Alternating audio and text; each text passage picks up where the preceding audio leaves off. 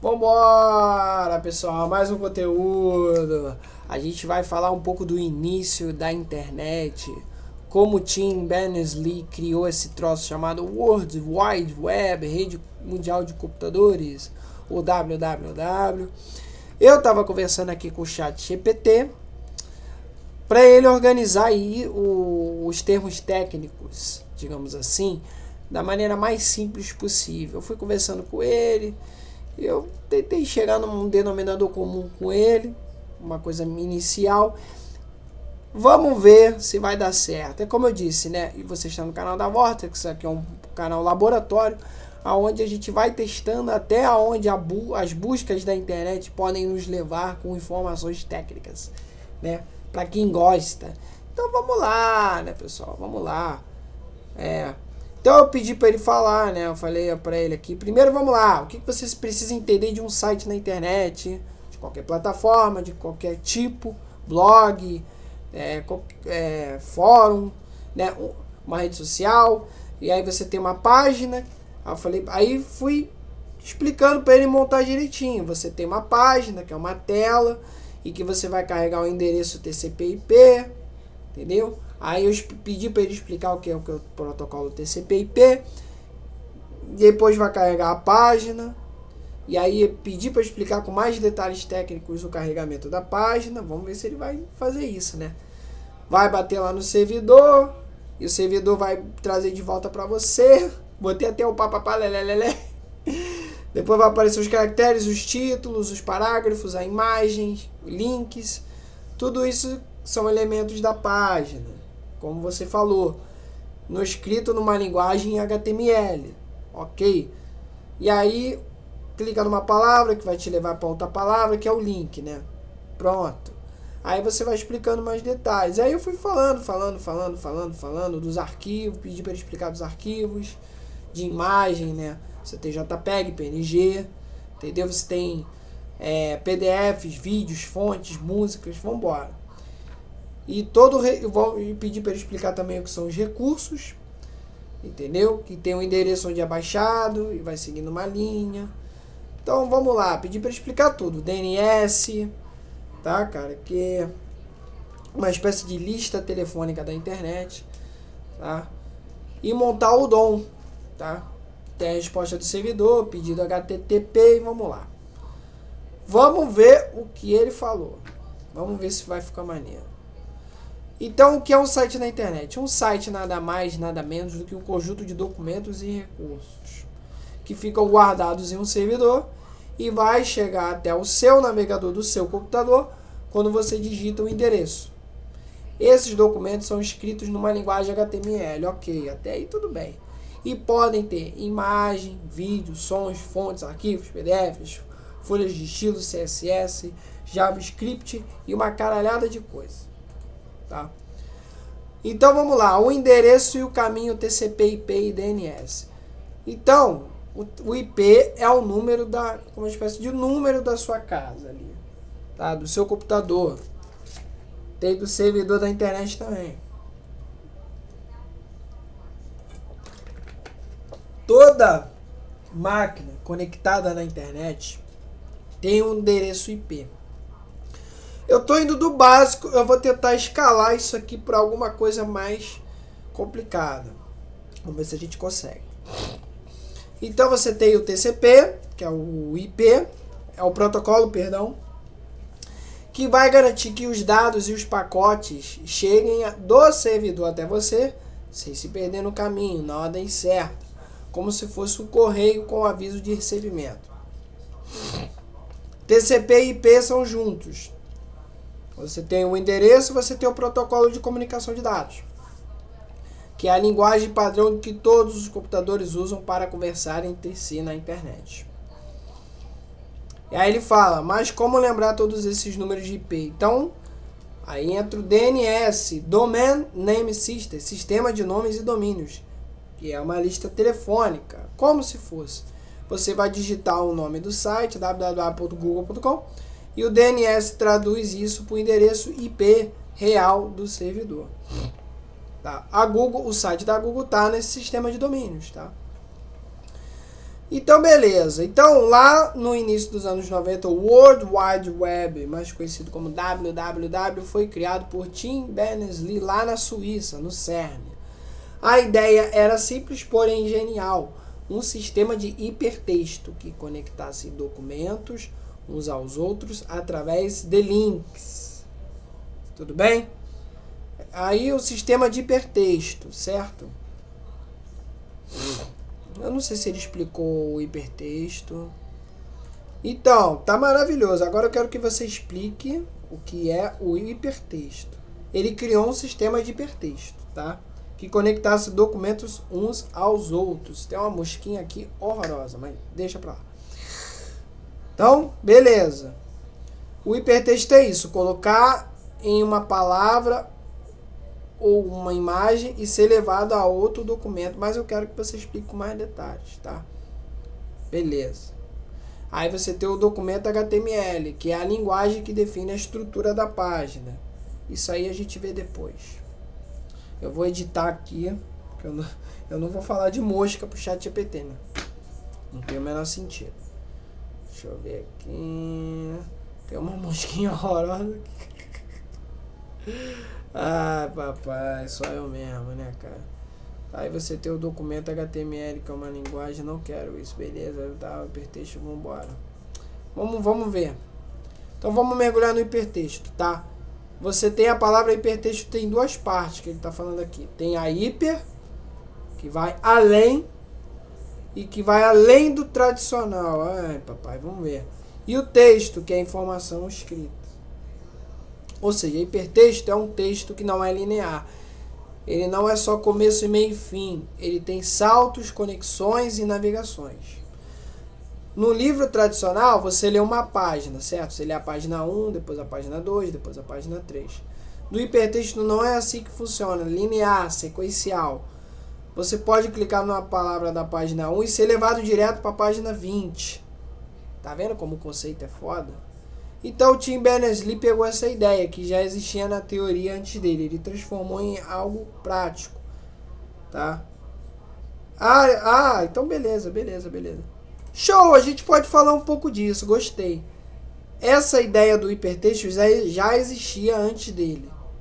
Quem estava com essa teoria antes dele? Eu queria saber disso. O link, uma âncora, que liga uma coisa que não é linear, de uma coisa que pode ir do início para o meio, do meio para o final e vice-versa. Tá, cara? E o link é isso, é uma âncora, conecta o trecho de um texto ou imagem. Exato. É isso que as pessoas precisam entender. Vamos para o germe da ideia.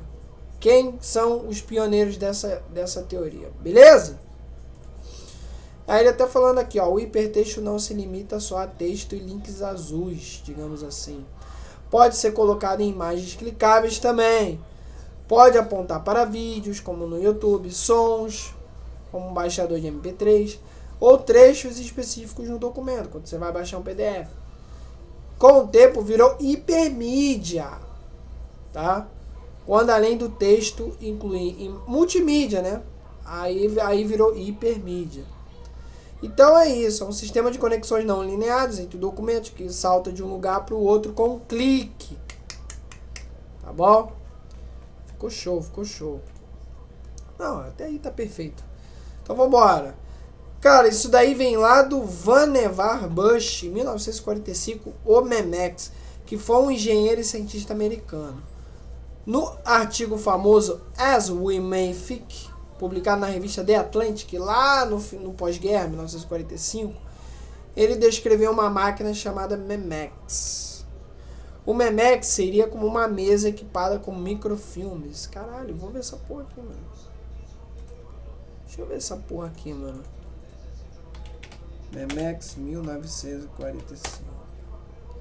É uma máquina assim, ó, doida assim, ó. Não sei se vocês estão vendo aí, ó. Os papéis, os rolos. É porque não tem uma imagem interessante aqui, né? Talvez essa máquina aqui seja difícil de se fazer, né? Tá aqui, um pouco aqui, ó. Tá aqui, ó. Então, beleza. Vou voltar aqui, ó. Deixa eu ver aqui, ó. Ok, dá pra vocês verem. essa máquina maluca aí, ó. Seria como uma mesa equipada com microfilmes, onde o usuário guardava livros, documentos e criava trilhas de associação. Basicamente links entre ideias e páginas. Vamos ver, não sei. Eu sei que isso aí era o link primitivo, tá? Que guardava livros, documentos e criava uma espécie de trilha de associação entre eles. Era uma visão de um hipertexto analógico, que você poderia navegar por conexões criadas pelo próprio leitor. Ele não construiu, mas lançou a semente. Tá? E aqui tem o Douglas Engelbart, que é o inventor do mouse e pioneiro da interação do homem-computador. Criou o sistema NLS, Online System, na famosa The Mother of Demos. Esse sistema já tinha hiperlinks para navegar entre documentos. Deixa eu ver aqui. Mais uma coisa, como diz o tio do Jack Chan. Vamos ver. Tá aí. Ah, aquela máquina. Aquela máquina. Aquela máquina que alguém já deve ter visto o vídeo, ele com essa porra é mesmo, cara. Vou até botar aqui, ó. Papai não vai carregar não. Ó, ele com um fonezinho e os caracteres do lado e os links. Alguém já deve ter visto esse vídeo em algum lugar, tá? Então beleza. Criou o sistema NLS 68, quase nos anos 70. A mãe dos demos, né? De todos os demos, a Mother of all demos. Esse já tinha hiperlinks para navegar entre documentos eletrônicos. A ideia era acelerar o trabalho intelectual, conectando textos e conceitos de forma também não linear. E tem mais, o Ted Nelson, tá? O hipertext, vamos botar aqui. Fechar. É de velhinho aqui, ó. Acho que ele já até morreu, esse cara. Deixa eu ver. Ele morreu em 2013. Tadinho, né? Ninguém vive pra sempre, né, pessoal? Ninguém fica pra semente. Vou botar aqui. Hipertext. Vamos ver se vai aparecer. Aqui, mais um aí, ó. É isso aqui, né? Tá aí, ó, o hipertexto. Aqui, essa loucura aqui, ó. Um monte de conexões, né? Vamos ver aqui, ó, o que ele tá falando aqui. Então ele também criou os termos hipermídia e o hipertexto. Quando o conceito é expandido para incluir imagens, sons e vídeos. O projeto dele, Xanadu, era extremamente ambicioso. Uma rede global de documentos interconectados com links bidirecionais e preservação eterna das versões de cada texto. E esse Xanadu nunca foi concluído, nunca foi concluído como ele imaginava. Mas as ideias influenciaram. Eu tô vendo esse Xanadu aqui, tem várias fotos aqui de como se fosse uma investigação criminal. Uma linha que leva para outra, que leva para outra, que leva para outra, um emaranhado de linhas aqui. Eu tô vendo aqui nas fotos, né? Tá muito engraçado o projeto dele, tanto no papel, tanto no quadro negro aqui, né? Tem o livro que ele lançou também. Tô vendo tudo aqui no Google Imagens. Ai. Deixa eu ver o que ele vai acrescentar aqui com essa informação aqui. Quanto tempo eu tenho de vídeo aqui? 14 minutinhos. Tá ótimo.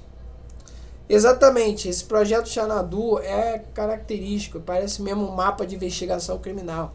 Cheio de fio, emaranhado de fio ligando um ponto ao outro, porque ele queria mostrar visualmente como funciona a rede de conexões de hipertexto. Cada documento, um texto, uma imagem, qualquer coisa, é um nó, tá? E esses nós, eles existem, e nesses nós, né, entre esses nós, no caso, existem conexões bidirecionais. Não só de ida, mas também de volta. Você poderia navegar em qualquer direção, como num emaranhado de trilhas de pensamento. Por isso os esquemas dele parecem diagramas caóticos, com linhas atravessando tudo tal. Mas essa confusão era justamente a essência do projeto. mostrar que o conhecimento humano não é linear. Então é como se fosse fazer uma analogia com a mente humana, sinapses cerebrais, digamos assim, tá? E aí o livro dele tá aí para vocês verem, Computer Lib, Dream Machines, que era de 74, tinha um design experimental, quase como uma colagem de ideias, diagramas, textos fora de ordem e tal, parecia uma bagunça, né? Mas era para refletir essa lógica não linear, tá? O do Berners-Lee era mais simples, mais prático, um protocolo, uma linguagem, entendeu, cara? Então é isso. Vamos embora aqui. Então veio o T. Berners-Lee lá em 1990. Ele pega todas essas ideias e simplifica radicalmente. Cria o HTML, que é a linguagem de marcação. Vamos voltar para o Berners-Lee aqui, por favor.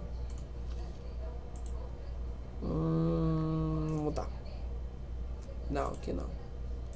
Aqui não. É esse aqui? É. Vamos voltar aqui. Tá? Aqui, ó, o site da web aqui, 1991. Tá? Vou até abrir uma imagem na nova guia aqui, ó. E papai, tá horrível essa imagem. Não sei se eu vou ter outra imagem aqui. Golf menu. Esse site existe até hoje, cara. Ó. Ótimo. Tá aí, ó. Então, beleza. Ele pega todas essas ideias e vai simplificar radicalmente. Ele vai criar o HTML, que é a linguagem de marcação com tags e links simples. Tá? O HTTP, que é o protocolo para transferir essas páginas. E o primeiro navegador editor. O grande diferencial dele foi a praticidade, pessoal. Porque enquanto o Bush e o Nelson pensavam em sistemas complexos, um monte de coisa, o Berners-Lee entregou algo mais simples, que qualquer pessoa poderia usar. Então, o link, você falou bem, o link é uma âncora. Ele fixa uma palavra, uma frase e uma imagem. Ao clicar, é ancorado e tal. Então, beleza, eu não sei se ele explicou aqui o que é uma tag, tá? Eu não sei se ele falou lá na frente. Documento, internet, domínio. Se ele não explicou, eu peço para ele explicar, tá bom? Cadê? Papai. Agora você vai me explicar o que são as tags e os links simples de novo, tá? Além do HTTP. Como eles se juntaram para formar uma página de internet. Tá bom? Para ficar mais simples. Agora vamos ver. Agora a cobra vai fumar. Eu queria que ele explicasse tudo isso de forma mais simples, né? Mas eu tô aqui para ajudar, ou tentar ajudar ele a organizar melhor a bagaça, né? Vamos ver. Vambora. Então as tags são assim, vai. Você tem o HTML, que é a linguagem da marcação, que vai dar a estrutura à página. Ele é feito de tags, que são etiquetas. Cada tag é um comando dentro de um espacinho, né, maior ou menor, que indica o que aquele pedaço de texto significa para o navegador. O navegador vai ter que interpretar aquilo ali através da linguagem HTML. Por exemplo, vamos dar um exemplo. H1, dentro do maior e menor, você tem o título principal. Deixa eu botar aqui no... Vou botar aqui. Deixa eu ver aqui. Tags HTML. Deixa eu ver aqui. Aqui, ó. Essas imagens aqui, ó. Tá vendo aqui, ó? Tags são isso aqui. Tá? Eu vou salvar essa imagem aqui, eu gostei dela. Deixa aparecer aqui. O computador também travado. Salvei. Vou botar aqui. Essas são as tags, tá? E aí, continuando. Deixa eu ver aqui se tá carregado aqui. Tá. Isso são as tags etiquetas, tá vendo? Cada tag é um comando dentro desse maior e menor. E aí, aí dentro você tem título, você tem o parágrafo, você tem imagem, você tem um link, que é uma âncora que liga uma coisa a outra.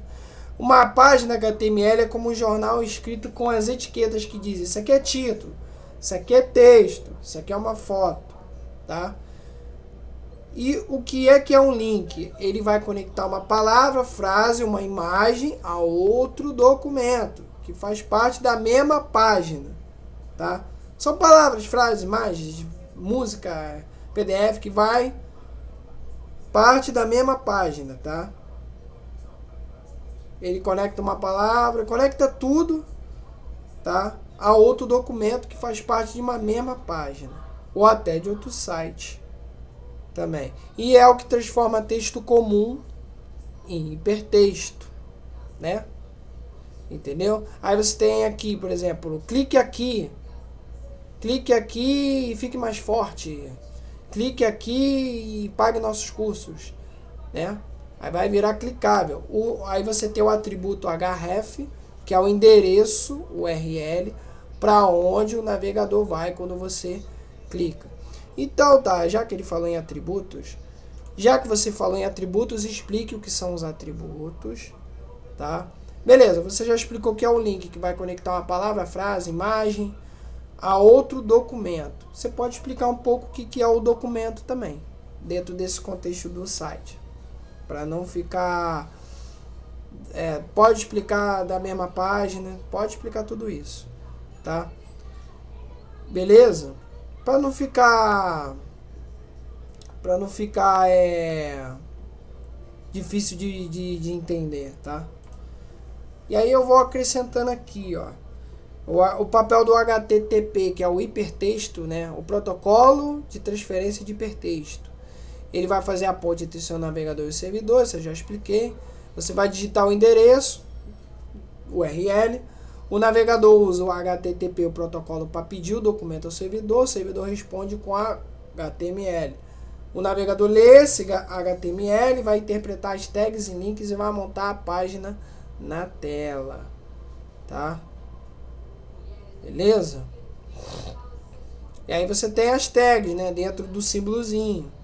Você tem o título, H1.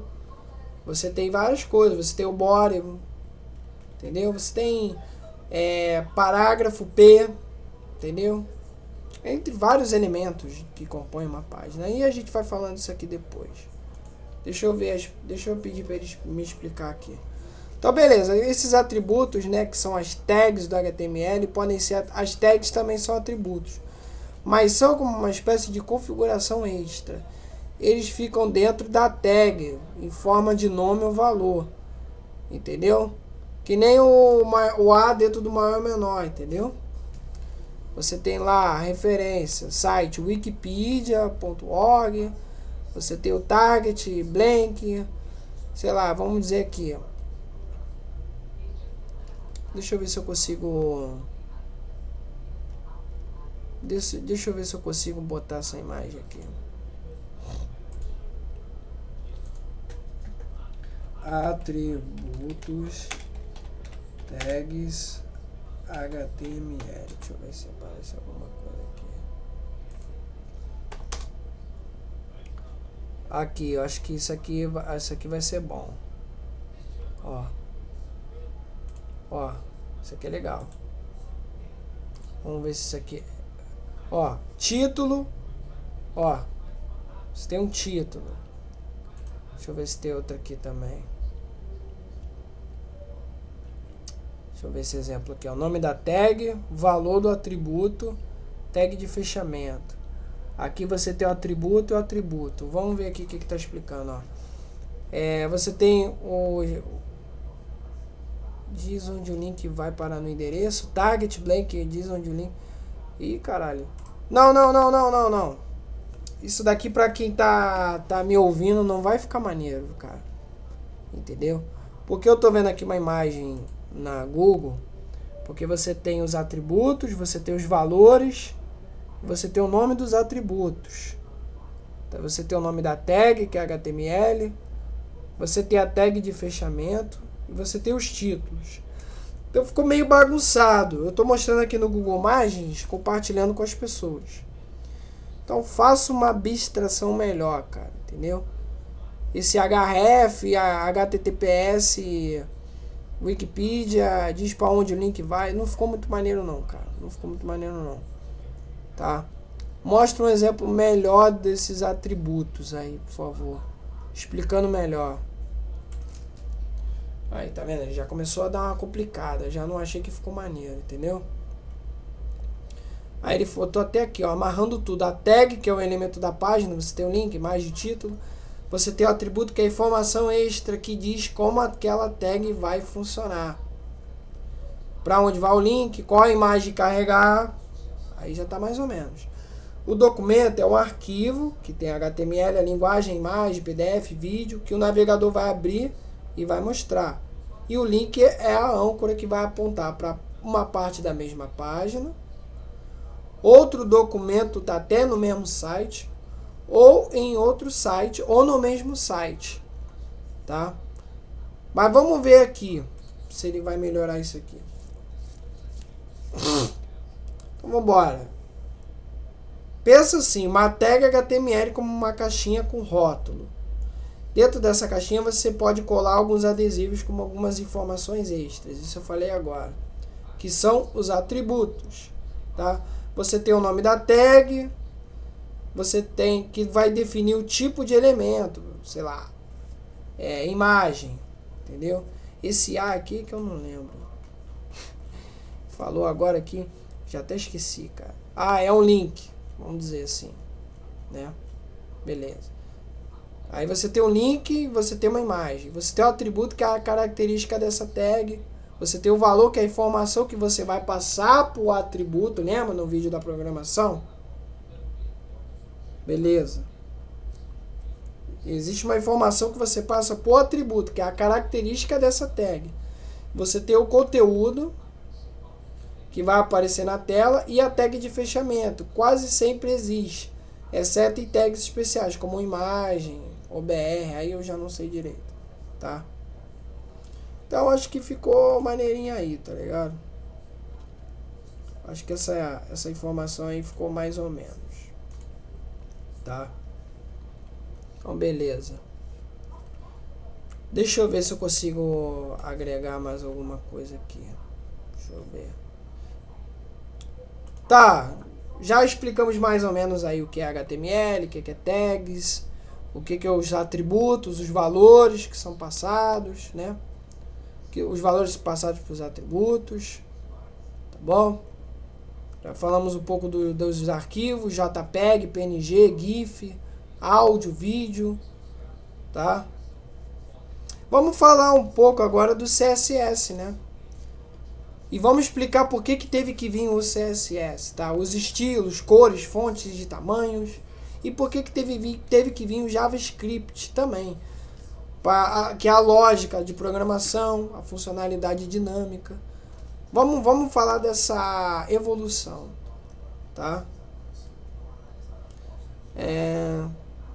Beleza. Então vamos embora, vamos explicar isso aí, tá? Cala a boca, Beth, eu tô gravando aqui. Ah, depois eu vejo.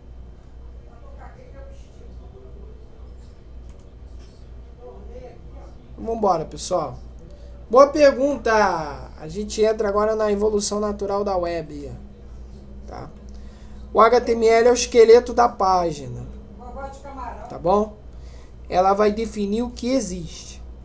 Se é títulos, parágrafos, imagens, links, listas. Mas isso aí deixava a página meio crua, sem graça. Mais ou menos um jornal em preto e branco, ultrapassado. Tudo igualzinho, mesmo padrão, monocromático e tal. HTML é o esqueleto da página também, não é só a linguagem, né?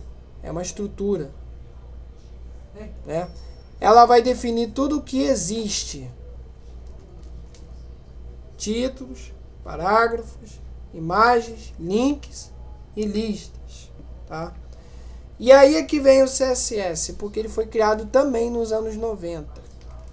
O CSS ele veio para separar o conteúdo da aparência. Tá?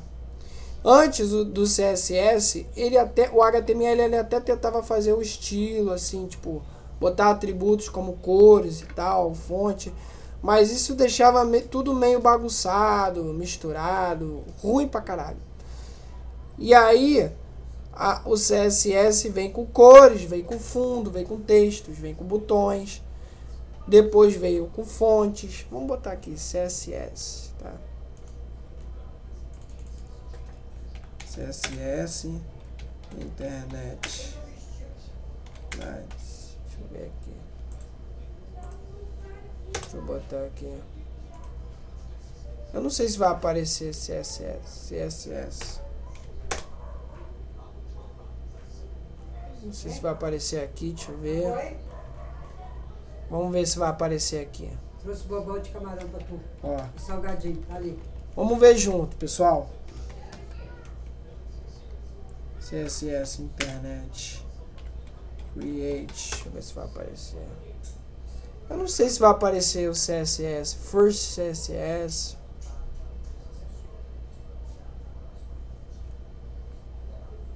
Deixa eu ver esse botão. Deixa eu ver isso aqui. Isso é uma imagem meramente ilustrativa, né? Tá aí, ó. Mas não é isso exatamente o que eu quero, não. CSS, internet, first, deixa eu ver.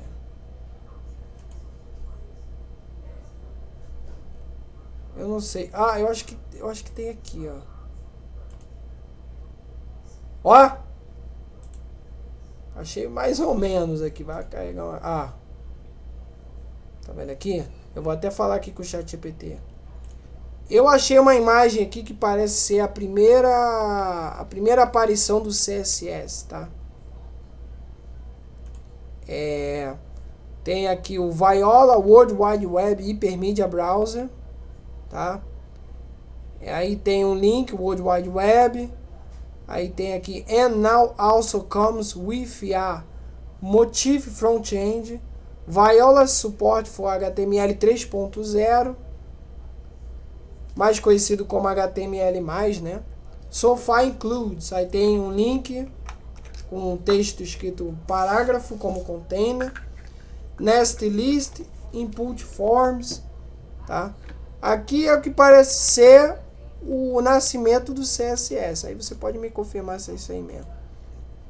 Eu tô com preguiça de entrar no site aqui e ver se é isso mesmo. Se for necessário eu entrar, né, pra mostrar pra vocês, eu vou ter que entrar. Vamos ver o que ele vai falar. Ih, tá demorando, hein? Dá uma travada aí.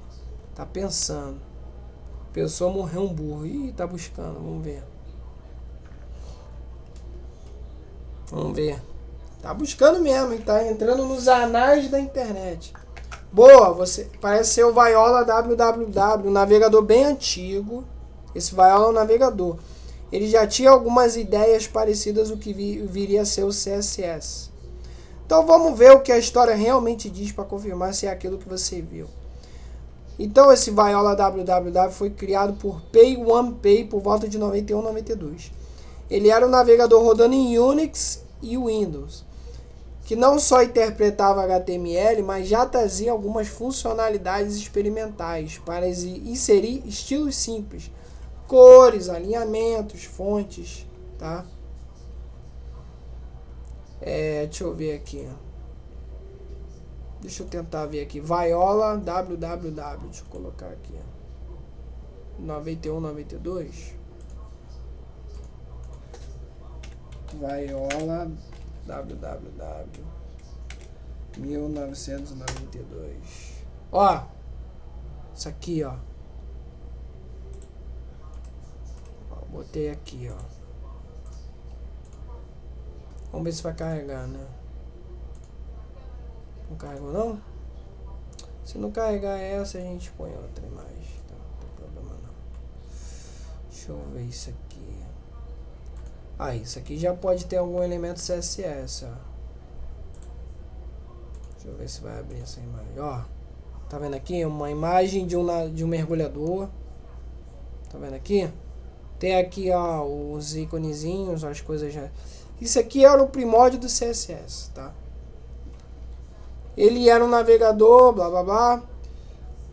já trazia funcionalidades experimentais para inserir estilos simples, cores, alinhamentos, fontes, os documentos através de um mecanismo embutido. Ou seja, antes da especificação normal de CSS, por volta de 96, o Viola implementou algo parecido, tá? Isso era primitivo. Aí ele está falando aqui do código e tal, que tinha uma sintaxe muito menos poderosa que o CSS moderno. Então vamos botar o CSS 96, pô, já que ele é de 96. Vamos botar aqui, ó. CSS 1996. Vamos ver. Deixa eu ver aqui, ó, se aparece alguma coisa. Aqui, ó. Aqui tem o CSS, tem o Flash, ó. Aqui, ó. Isso é o que viria a ser o início do CSS, ó. Com as páginas mais coloridas, ó. Tá vendo? Umas fotinhas, umas imagens. Tá vendo aqui? Isso era o primórdio da internet. Isso aqui até que é 2002, é antigo. Vamos por mais... Deixa eu ver isso aqui, ó. Se esse é velho. Mas é bem parecido, né? Aí, eu acho que viria a ser isso aqui, ó. Então, beleza. Já coloquei aqui. É isso aí, o CSS. Ah, eu tô com uma imagem aqui do CSS por volta de 96, tá, cara? Que é a evolução do Viola, né, cara? CSS moderno como a gente conhece hoje, mas com uma parada mais simples, né? Até aqui, ó, é o Apple Computer. Aí tem uma imagem da BMW, do eMate 300, lembra desse dispositivo, laptopzinho? Com imagem de cristal líquido, né, preto e branco. Aí você tem o site da Apple aqui, ó, macOS 8. Aí tem um link aqui, ó, pré-order, macOS 8. PowerBook 3400-200. Newton Internet Enable, mostrando aqui o merchan do Newton também. No Internet Explorer, hein? Caraca, aí, ó. Maneiro, mano. A gente pode explicar o que já tinha nesse CSS 96, né? Em relação ao que tinha antes. Vamos ver se ele vai falar uma coisa maneira aqui. Bora ver. E olha que eu nem falei do JavaScript ainda, hein? Eu tô com 37 minutos de vídeo. Espero que vocês estejam se divertindo aí nos anais da história da internet, que é uma história recente, né, pessoal? É uma coisa recente, é uma coisa que não é tão velha assim. Eu não sei se vai transcrever, tá demorando pra cacete. Tomara que ele transcreva. Será que... Ah, beleza. Demorou pra transcrever. Ih, eu apertei aqui, muito burro. Mas eu vou botar aqui pra tentar de novo, vamos ver. Eu apertei o botão de parar. Aí ele não me respondeu. Aí eu botei o atualizar de novo. Então essa imagem que você tá vendo aí é de quando o CSS de verdade tinha começado a aparecer no meio dos browsers. Tá lá pros idos de 96 e 97. Então o HTML inicial, que era o 2.0, ele misturava conteúdo e estilo, certo?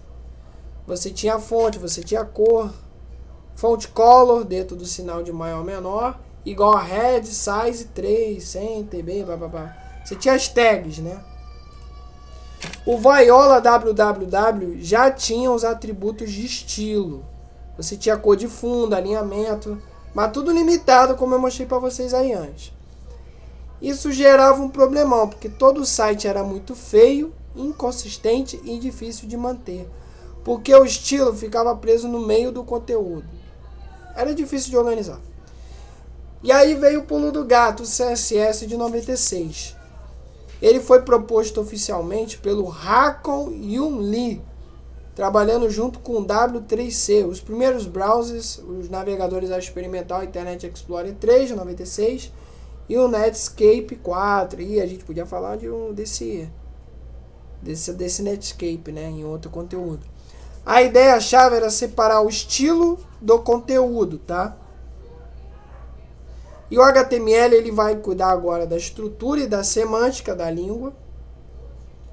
E o CSS cuidava disso aí, que a gente tá vendo aí, do visual.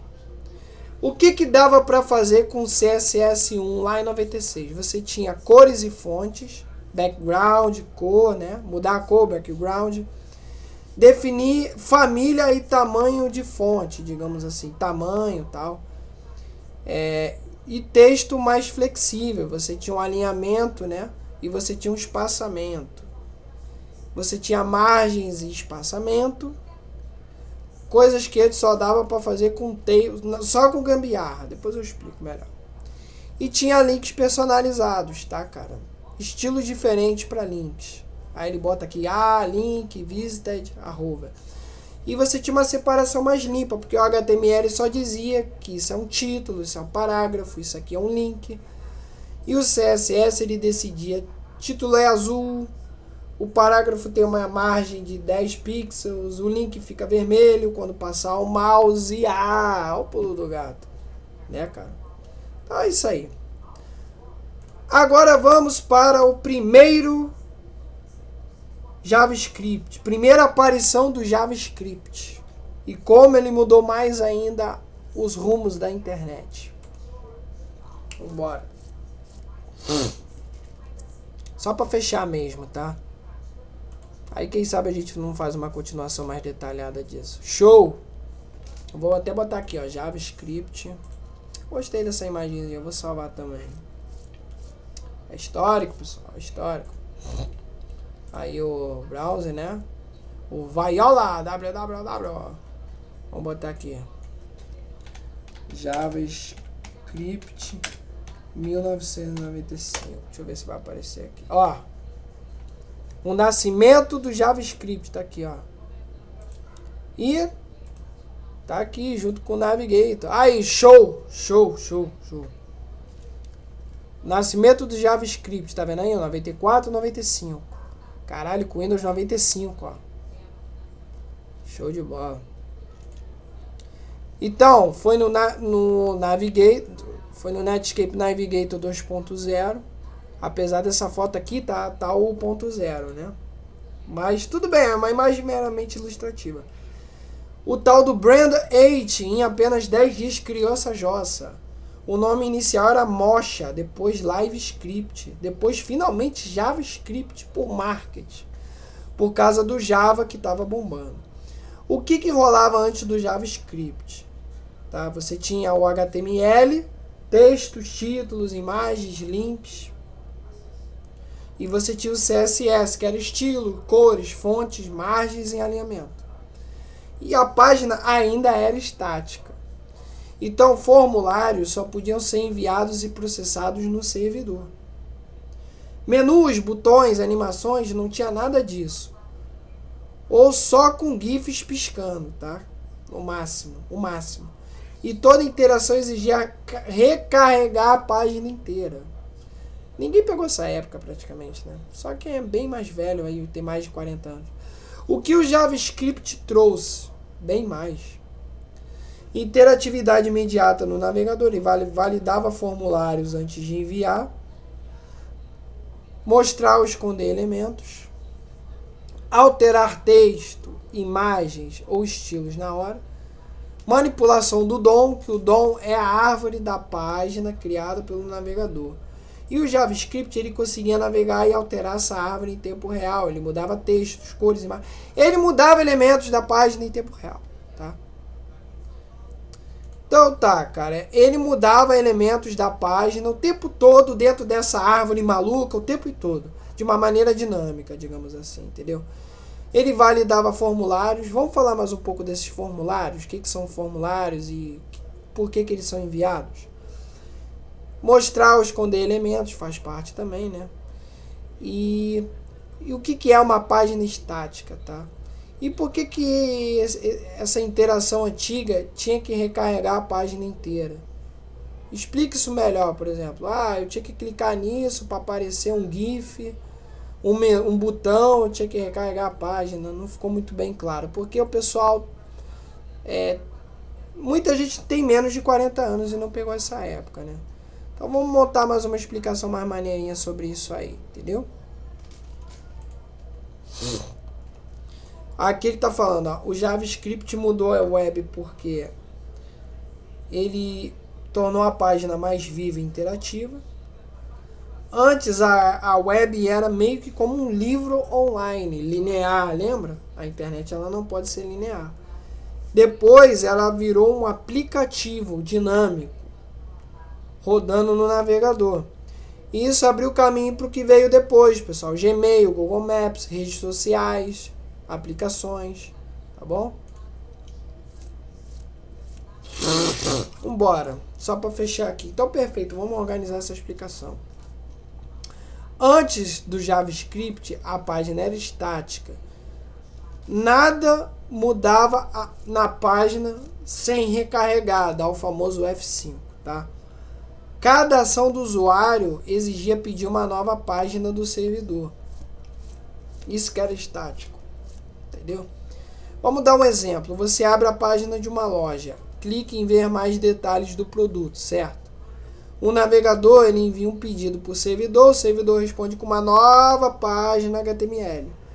Tudo que você estava vendo antes desaparece e era recarregado tudo de novo. Isso significava tipo que não dava para atualizar um pequeno detalhe na hora, cara. Sei lá, abrir uma página de pop-up. Não, você tinha que carregar a página tudo de novo. Tipo assim, você está navegando no ICQ. Aí aparecia uma mensagem do nada. Não, você tinha que recarregar. Ah, entendi. Sei lá, você está navegando no ICQ. Não aparecia uma notificação com uma palavra, o nome de alguém, o número, mandando uma mensagem. Você tinha que recarregar a página tudo de novo. Até um pop-up, se aparecesse, se é que existia, você tinha que recarregar a página toda para ele aparecer. Isso é um exemplo de página estática. Gostei. E você tem o formulário. O formulário é uma parte da página que permite que o usuário envie informações para o servidor. Tudo você vai se comunicar com o servidor, tá? Olha, ele tá falando, esse é um exemplo perfeito de página estática. Se alguém mandasse uma mensagem no ICQ ou num site qualquer que fosse parecido, não vinha em tempo real, tinha que recarregar a página inteira.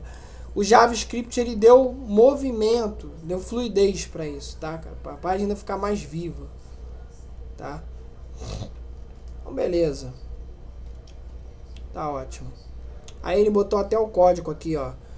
Sinal de menor, button one click, igual a document, get, elementar, gif, babá, né? Inicialmente o gif está escondido, depois clica no botão. O JavaScript muda o estilo para mostrar o gif, né? Aí você tem o código de clicar no botão e nada mais precisa ser recarregado. Essa é a lógica bruta e poderosa do JavaScript, ok? Né? Então é isso, ó. O servidor responde com uma página, isso aí. Aí tinha o formulário, né? Você tinha cadastro, login, pesquisa e compra. Aí você tinha os componentes do formulário, que era o input, a caixa de texto, senha, número. Você tinha texto área, que era o texto maior, select, menu e o botão que era enviar. Antes do JavaScript, você preenchia um formulário e clicava em enviar, certo? O navegador mandava a porra toda para o servidor. HTTP, protocolo, post ou get. O servidor processava essa informação e retornava uma nova página com a resposta. Cada ação tinha que recarregar tudo. E aí a validação de formulário com JavaScript mudou a porra toda. Você validava o formulário no próprio navegador, sem precisar recarregar a página. Entendeu? Tá ótimo, tá ótimo. Tá ótimo. Acho que as pessoas entenderam bem o que pode ser o JavaScript, suas lógicas, seus elementos, seus atributos, seus valores. Depois veio bibliotecas, depois veio frameworks, depois veio o React, o Angular, depois veio essa porra toda, né, cara? E aí ficou tudo melhor, né, cara? E veio entre outros conceitos, né? Vamos ver que é isso aí. Você tinha o JavaScript puro, que manipulava só o DOM, validava formulários, mostrava, escondia elementos. A interatividade considerava simples, mas precisava escrever muita coisa na unha, tá? E aí você já veio o jQuery, nos anos 2000, facilitava selecionar os elementos, animar, fazer requisições. Você tinha os frameworks, que já foi mais por meado dos anos 2000 para 2010, que era estruturar aplicações maiores, Backbone, JavaScript, Angular, Ember. Ele já organizava o código, criava apps mais complexos, sem bagunça. Você tinha o React Angular 2+, que era interfaces reativas. A página mudava instantaneamente conforme os dados mudam. Você era baseado em componentes, facilitando a reutilização e manutenção. E hoje em dia tem um ecossistema gigante, que é Next, JavaScript, Nuxt, Svelte, Tailwind, React, entendeu? O site agora não são só páginas, são aplicações completas, tudo rodando no seu navegador, com interatividade em tempo real, comunicação com servidores o tempo todo, animações completas, jogos, redes sociais, vídeos, uma porra toda, tá? Ou seja, o HTML, pessoal, é a estrutura, CSS é o estilo, JavaScript é a interatividade, bibliotecas são simplificação, frameworks são organizações e apps maiores, React e Angular são interfaces modernas, reativas e componentizadas, tá? Então, no outro vídeo a gente explica essas coisas mais complicadas, tá? Para a gente navegar um pouco nessa área mais técnica, de linguagem de programação da internet, tá bom, pessoal? Eu vou ficando por aqui. Se vocês gostaram, comentem. Se gostaram também, curtam e podem compartilhar também, tá? Muito obrigado e até o próximo conteúdo.